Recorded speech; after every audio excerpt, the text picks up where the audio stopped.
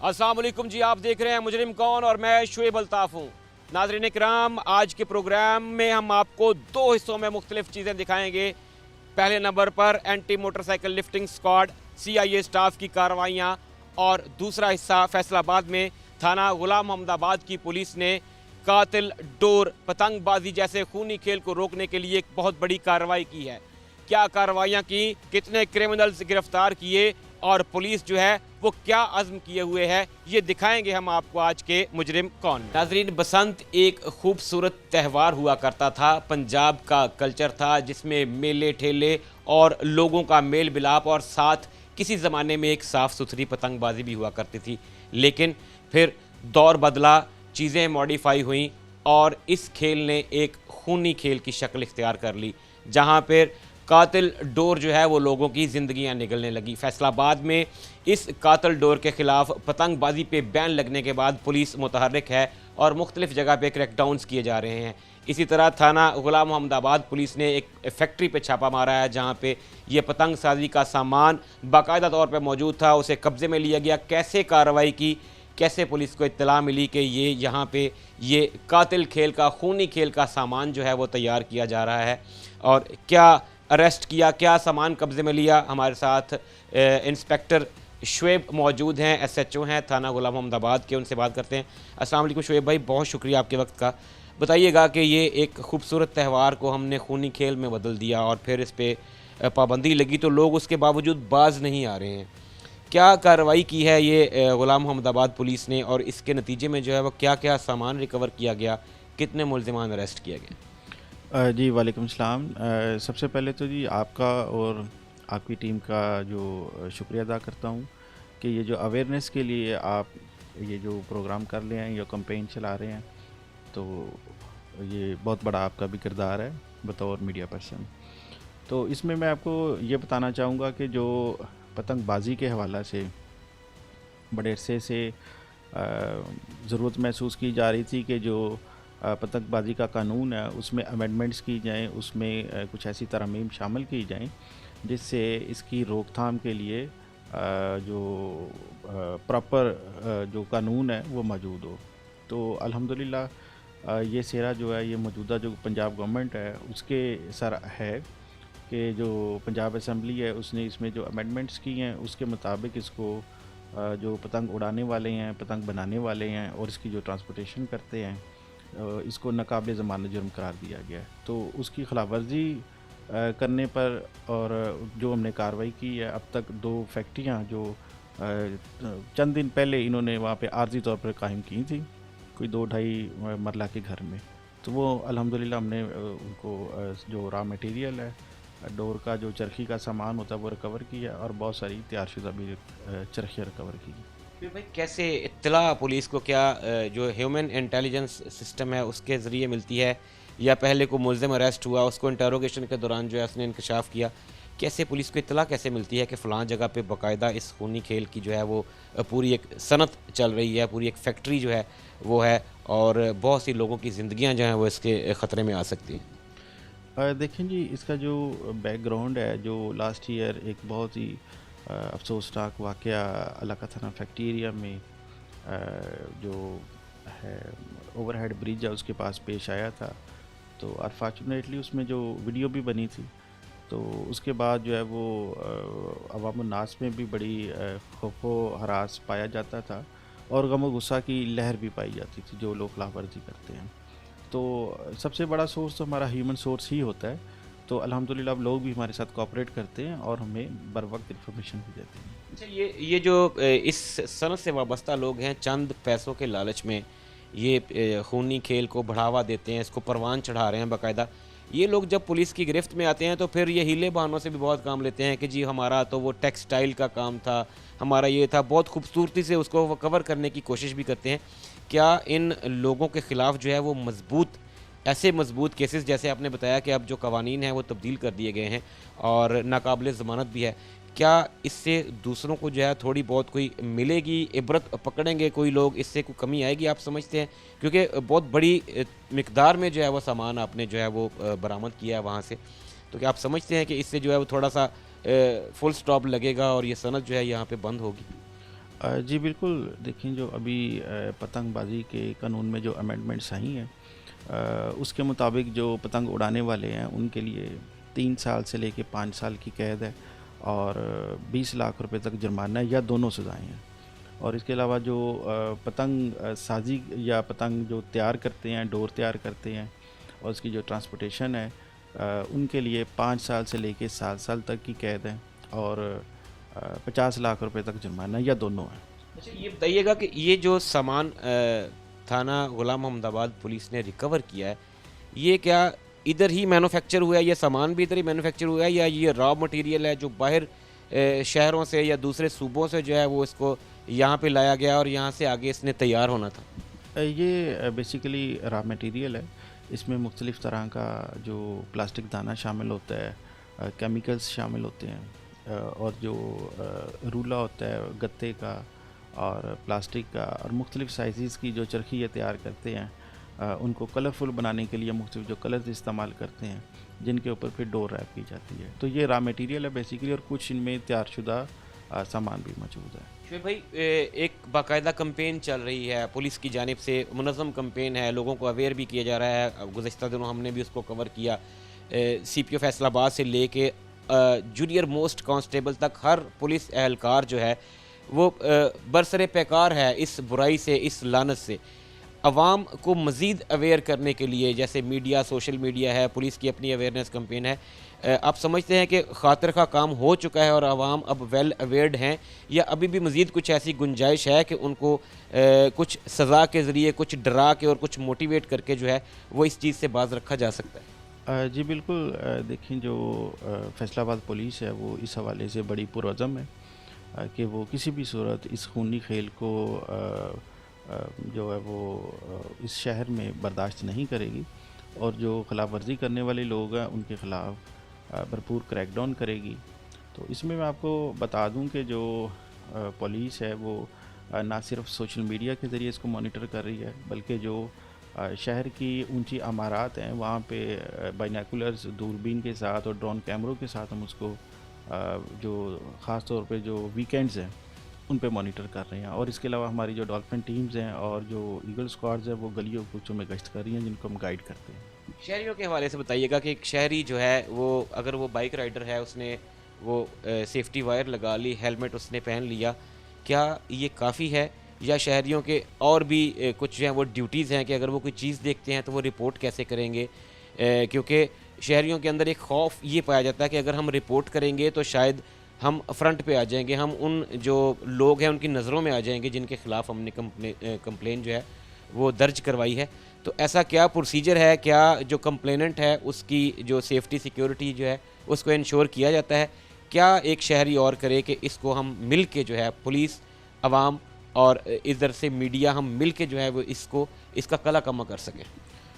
देखो जी, आपका जो सवाल है वो दो हिस्सों पे मुश्तमिल है। पहले तो मैं ये बताना चाहूँगा कि जो लोग हैं अब वो बिल्कुल फ्रंट पे आके हमें बताते हैं, और वो बिल्कुल जो है वो शाइनेस फील नहीं करते हैं कि जो गुज़िश्ता साल जो वक़ूआ या जो वाक़या पेश आया था, तो उस हवाले से वो अपनी अवलीन ज़िम्मेदारी समझते हैं पुलिस को मुतला करना। और इसमें हमने ये भी देखा कि अगर इवन किसी ने छत पे भी किसी को देखा तो उन्होंने हमें डायरेक्ट भी कॉल की है। तो अब वो वाली बात नहीं है, तो लोग हमें इंफॉर्मेशन दे रहे हैं। और जो आपका सेकंड क्वेश्चन है उसके बारे में मैं आपको ये बताना चाहूँगा कि जो खिलाफ वर्जी करने वाले लोग हैं उनके ख़िलाफ़ ना सिर्फ FIR दर्ज होंगी, उनकी जो है वो गिरफ़्तारियाँ होंगी और वो उनको जेल का सामना करना पड़ेगा।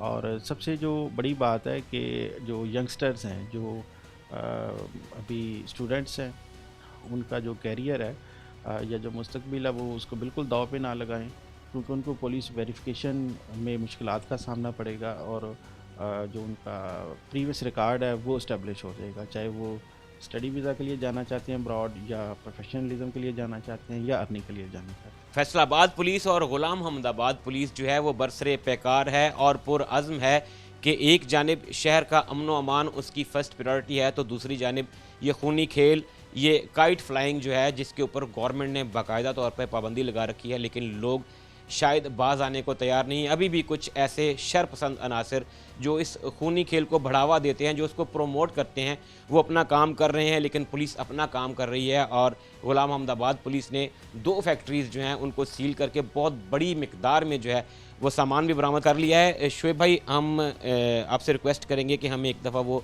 साइट भी विज़िट करवा दें जहाँ पे आपने वो सामान जो है रखा है, ताकि हमारे नाजरीन को, क्योंकि एक जनरल परसेप्शन ये है, देखा ये गया है कि हमारी काइट फ्लाइंग जब एक लफ्ज़ आता है तो फिर वो बना बनाया एक पतंग जो है वो सामने आता है, या फिर उसकी जो डोर है।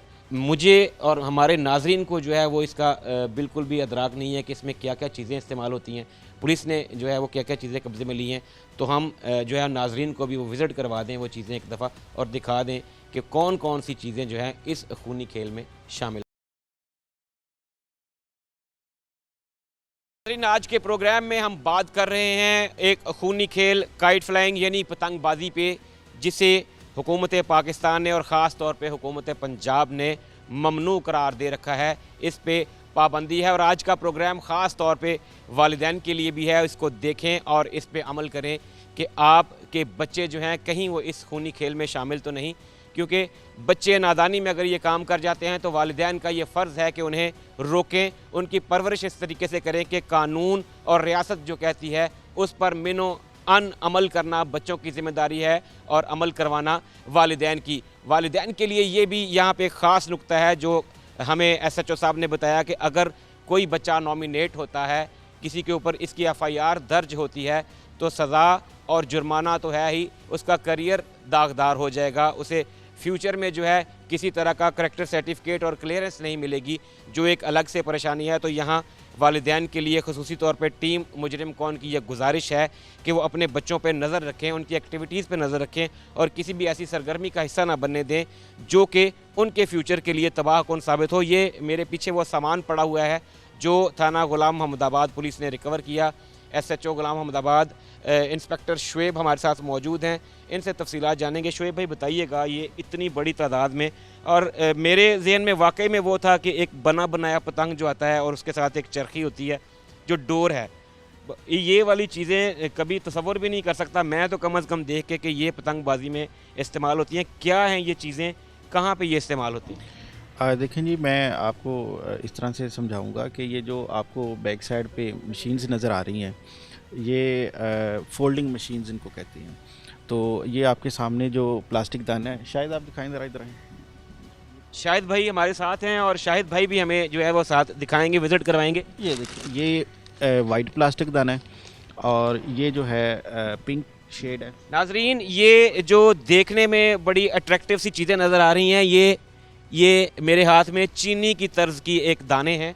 ये प्लास्टिक दाना है जो मशीन्स में डाल के शायद इसे मेल्ट करके टेम्परेचर के ज़रिए जो है वो प्लास्टिक की चीज़ें बनाई जाती हैं। ये मुख्तलिफ़ रंगों में दस्तयाब है जहाँ,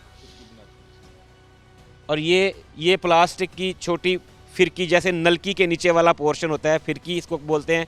ये मुख्तलिफ़ साइज़ की है, चरखी जो डोर की, जिसके ऊपर डोर लपेटी जाती है, और फिर ये बड़े साइज़ की है। इसी तरीके से ये बहुत सारा सामान है, ये गत्ते की हैं, मुख्तलिफ़ अशिया हैं जो कि इस सनत में इस्तेमाल होती हैं। ये इनके ऊपर इनके साइज़ लिखे हुए हैं और इनकी शायद जो है वो सारी, शुएब भाई ज़रा बताइएगा कि ये सारी की सारी जो डोर के लिए इस्तेमाल होती हैं चीज़ें। जी बिल्कुल, ये देखें, ये गत्ते का रोल है और इसको, ये जो प्लास्टिक दाना है, इसको मेल्ट करके तो इसको ये साइडों से फिर बंद कर देते हैं। तो ये मुख्तलिफ़ साइज़ की जो केमिकल डोर के लिए चरखी इस्तेमाल होती है, उसकी फिर ये तैयारी की जाती है। ये आपको नज़र आ रहा होगा कि ये जो इनको कलरफुल बनाने के लिए, अट्रैक्टिव बनाने के लिए, ये मुख्तलिफ़ तरह का ये जो है प्लास्टिक दाना ये इस्तेमाल करते हैं। शायद आप थोड़ा सा पीछे हो, अब आप देख सकते हैं कि ये जो है ये सामने आपके ये ग्रीन और वाइट कलर में है, और बाकायदा इसको फ्लैग कलर दिया गया है। अब ये देखें आप कि फिर इसको ये इस तरह से ये दिखाएं, अगर आप ऑडियंस को दिखा सकते हैं, जिसके ऊपर ये पतंग बनी हुई है। नाज़रीन, अगर मेरा कैमरा इस पे फोकस कर सके तो ये बाकायदा इसके ऊपर जो है वो पतंग बने हुए हैं। बाकायदा अनाउंस किया गया है कि ये जो पतंग की चरखी होती है उसकी एक साइड है, शायद उसको बंद करने के लिए जो है इसके ऊपर रंग बिरंगे जो हैं वो पतंग बने हुए हैं। अनाउंसमेंट है ये एक तरह की कि ये वाली चीज़ जो है ये पतंगबाजी की सनत में इस्तेमाल होने वाली है। और मेरे पीछे लातादाद जो हैं वो ऐसी अशिया पड़ी हैं जो कि इस सनत में शायद इस्तेमाल होती हैं। और फैसलाबाद में गुलाम मोहम्मदाबाद पुलिस की ये बहुत बड़ी कार्रवाई है। शोएब भाई, वो पीछे बड़ी बड़ी मशीनें ऐसे एक मेरे जैसा बंदा जो देखेगा वो ये समझेगा कि शायद कोई जूसर मशीनें हैं, ये क्या है? पहले ये आपके जो पीछे है आप देख सकते हैं कि ये जो चावलों की पैकिंग है उसमें इन्होंने प्लास्टिक दाने को छुपाया हुआ है। ये आप सामने से मैं आपको इंटरप्ट करूंगा नाजरीन कराम, एक बोरा है 10 किलो का जिसके ऊपर लिखा है कि शायद ये चावल हैं। अनाउंस ये किया गया है ऊपर कि ये चावल है, लेकिन इसके अंदर, इस पैकिंग के अंदर भी वही दाना है जो उसी सनत में इस्तेमाल होता है।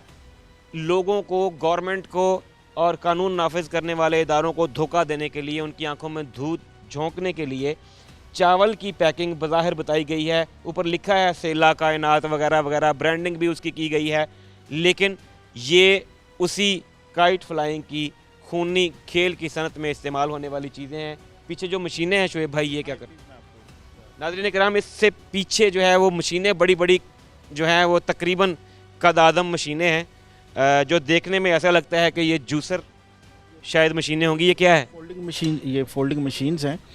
और ये जो प्लास्टिक दाना है ये ऊपर से डालते हैं इस जगह पे, और पीछे ये गैस के जो पाइप लगे हुए हैं यहाँ से फिर गैस सिलेंडर लगाते हैं, इसको मेल्ट करते हैं, और उसके बाद फिर इनमें जो डाइज़ होती हैं, डाइज़ के ज़रिए इसको जो मुख्तलिफ शेप्स में ये जो है वो कन्वर्ट करते हैं। और फिर ये जो रॉ मटेरियल है ये आपको सामने नज़र आ रहा है। इसके अलावा ये बैक साइड पे ये सारा रॉ मटेरियल है, और जो हमारा मालखाना है वो भी, हमारे पास जगह नहीं है इतनी कि अल्हम्दुलिल्लाह हमने ये बिल्कुल सफाया कर दिया है। तो इस तरह से ये फिर जो ये केमिकल डोर की जो चरखी है प्लास्टिक की रैप करने के लिए, उसके लिए ये सब चीज़ें इस्तेमाल होती हैं। नाज़रीन किराम, एक अच्छी और बड़ी कार्रवाई है फैसलाबाद में थाना गुलाम मोहम्मदाबाद पुलिस की, जहां पे ये मेरे सामने और पीछे मौजूद तमाम सामान जो है ये उसी खूनी खेल काइट फ्लाइंग यानी पतंगबाजी में इस्तेमाल किया जाना था, जो कि जिसको बचा लिया गया है। इस शहर को शायद किसी और ऐसे ही हादसे से बचा लिया गया है जैसा गुज़श्ता साल इस शहर ने एक नौजवान की वीडियो देखी जिसके गले पे डोर फिरने से उसकी मौत वाक़या हो गई थी, और फिर कई दिनों तक ये शहर जो है वो सोगवार रहा था। तो शाबाश है फैसलाबाद पुलिस को, शाबाश है गुलाम मोहम्मदाबाद पुलिस को कि उन्होंने शायद ये सामान कब्ज़े में लेते हुए इस शहर को कई और हादसा से बचा लिया। नाज़रीन, एक तरफ पुलिस स्टेशंस में पुलिस जो है वो जराइम पेशा अफराद के ख़िलाफ़ बरसरे पैकार है, तो वहीं दूसरी तरफ CIA स्टाफ भी किसी से पीछे नहीं। फैसलाबाद में CIA ताबड़तोड़ कार्रवाइयाँ कर रही है और जराइम पेशा अफराद को नकेल डालने के लिए बरसरे पैकार है। क्या कार्रवाइयाँ कर रही है CIA स्टाफ और गुज़श्ता दिनों में क्या क्या जो हैं वो अचीवमेंट्स की गई, ये जानते हैं हम। DSP उस्मान वड़ाई साहब हमारे साथ मौजूद हैं। अस्सलाम वालेकुम सर, बहुत शुक्रिया आपके वक्त का। सर बताइएगा कि पुलिस के ये वो हीरोज़ हैं जो बज़ाहिर सामने नहीं होते, शायद अपनी शनाख्त खुद को खुफिया रख के जो है वो ऐसी कार्रवाइयाँ करते हैं कि जराइम पेशा अफराद की कमर तोड़ देते हैं। क्या कर रही है CIA आजकल, और गुज़श्ता दिनों में जो है वो कौन कौन से गैंग्स को गिरफ्त में लिया है? बिस्मिल्लाहिर्रहमानिर्रहीम जी। इसमें हम माह फरवरी की सिर्फ बात करें, और जब से जनाब CPO साहब नई कमान हमारी आई है एक हफ़्ता पहले से, तो उनकी स्ट्रेटजीज़ और उनकी गाइडेंस के बाद अल्हम्दुलिल्लाह हमारी टीम पूरी मेहनत से काम कर रही है, जिसमें बादशाह साहब जिसको लीड कर रहे हैं। तो माह फरवरी में सिर्फ हमने 3 गैंग मोटरसाइकिल चोरों के जो है ना वो चालान अदालत किए हैं, जिनसे कुल जो है वो 41 मुकदमे हम चालान कर चुके हैं आज की डेट तक। एक गैंग तो अभी जुडिशल करवाया है कल हमने, और इस गैंग के अलावा मोटरसाइकिलें 29 मोटरसाइकिलें इस गैंग से बरामद हुई हैं। ये माह फरवरी की सिर्फ मैं बात कर रहा हूँ, पिछली नहीं कर रहा। और उसके बाद हमने एक मोटरसाइकिल छीनने का एक गैंग पकड़ा है, जिससे एक हाउस रॉबरी ट्रेस हुई है 35/25 मुकदमा थाना सिटी जड़ांवाला, जिसमें इन्होंने मोटरसाइकिल छीना था, और छीनने के बाद इन्होंने 7 मोबाइल छीने थे और नकदी छीनी थी, और उसके बाद घर में दाखिल हुए थे। हाउस रॉबरी का मुकदमा दर्ज है, उसमें चालान हुआ है।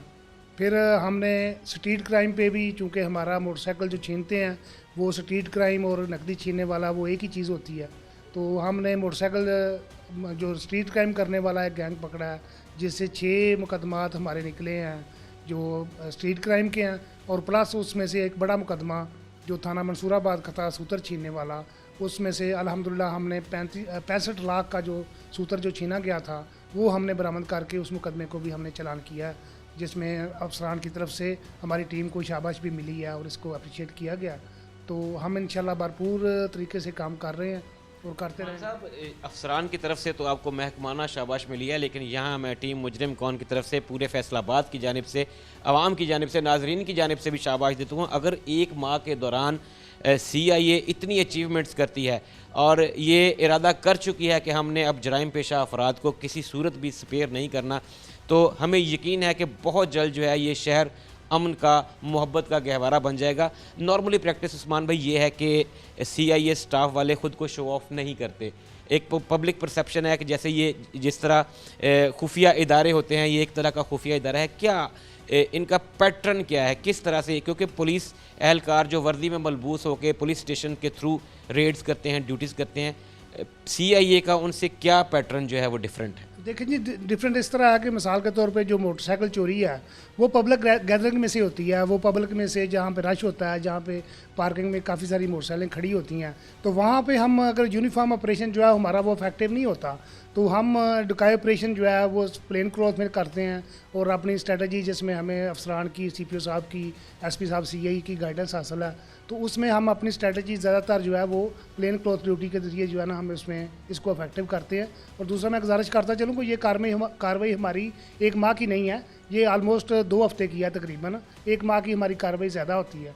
और इसमें मैं गुजारिश करना चाहूँगा आपके वसातत से, अपने आपके नाजरीन को रिक्वेस्ट करना चाहूँगा कि देखें, हम तमाम मुसलमान हैं, तो अल्लाह के नबी से एक सहाबी ने मैं पूछा कि या रसूलल्लाह मुझे बताएं कि मैं अपना ऊँट पहले बांध के फिर तवक्कल करूँ, तो या मैं पहले ऊँट को खुला छोड़ दूँ और फिर मैं तवक्कल करूँ। तो आप सल्लल्लाहु अलैहि वसल्लम ने फरमाया कि पहले इसको बांधो और फिर तवक्कल करो कि अल्लाह पाक इसकी हिफाजत फरमाएंगे। गुजारिश का मकसद है कि मोटरसाइकिल को ताला ज़रूर लगाया करें, इसको महफूज किया करें, क्योंकि हम फैसिलिटेट कर रहे होते हैं जराइम पेशा लोगों को। अगर हम कोई चीज़ खुली छोड़ देते हैं, वो उनको दावत देने की मतरादफ होती है। और बुराई, आपको पता है, बुराई में कशिश होती है, तो वो नेचुरली अगर एक बुराई करने वाला शख्स या एक चोर जो है, जिसको एक ऐसी चीज़ मिल जाती है जो उसके लिए आसान टारगेट है, तो वो फिर उसकी कशिश बढ़ जाएगी, वो जुर्म करेगा। तो इसमें मोटरसाइकिल को लाक ज़रूर लगाया करें। नाज़रीन इकराम, बहुत खूबसूरत बात की DSP CIA उस्मान वड़ाई साहब ने कि अपनी चीज़ की हिफाजत, दूसरे के ईमान की हिफाजत। अगर आप चीज़ों को अनअटेंडेंट छोड़ेंगे, बगैर लॉक के अपनी व्हीकल्स को छोड़ेंगे, तो वो वाकई में चोरों को दावत गुनाह दे रही होती है कि आओ और मुझे चोरी कर लो। CIA स्टाफ को यहाँ पे शाबाश ना देना, उनको अप्रिशिएट ना करना ज़्यादती होगी कि ये लोग पूरी तवज्जो से, अपने पूरी तवज्जो जो है वो जराइम पेशा अफराद की बेखुनी और उनको गिरफ्त में लेने के लिए मरकूज़ किए हुए हैं। और इनका आज़म है कि बहुत जल्द ये शहर अमन और मोहब्बत का गहवारा होगा।